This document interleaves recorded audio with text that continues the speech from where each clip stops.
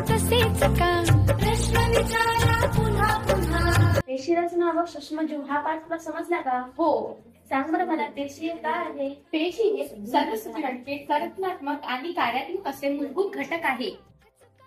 अगं दिव्या, सर्व पेशींचे आकार सारखे असते का?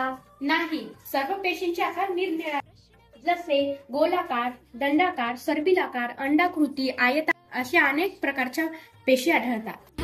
असेच का अन तसेच का। प्रामुख्याने या पेशीचे किती प्रकार आहेत? प्रामुख्याने या पेशींचे वनस्पती पेशी आणि प्राणी पेशी असे दोन प्रकार आहेत. वनस्पती पेशींच्या भोवती स्वतंत्र पेशी विक्तिका असते, त्यामुळे त्यांना विशिष्ट आकार प्राप्त होतो.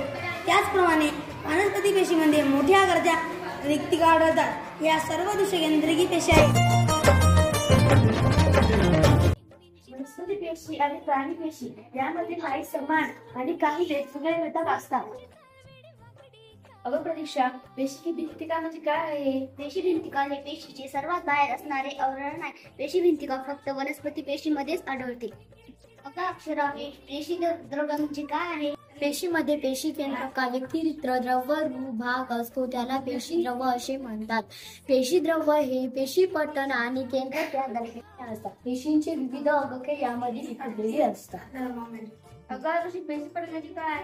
पेशी पटक म्हणजे एक प्रकारचे पातळ आवरण असून ते अतिशय नाजूक व लवचिक असते व प्राणी पेशींचे सर्वात बाहेरचे आवरण असते. अगं दिव्या, पेशी अंगकी म्हणजे काय आहे?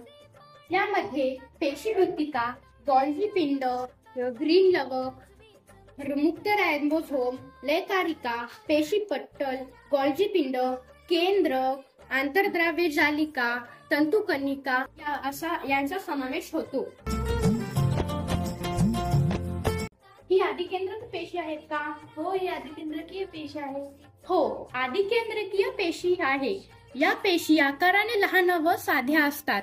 यांमध्ये 3 मूलभूत घटक असतात.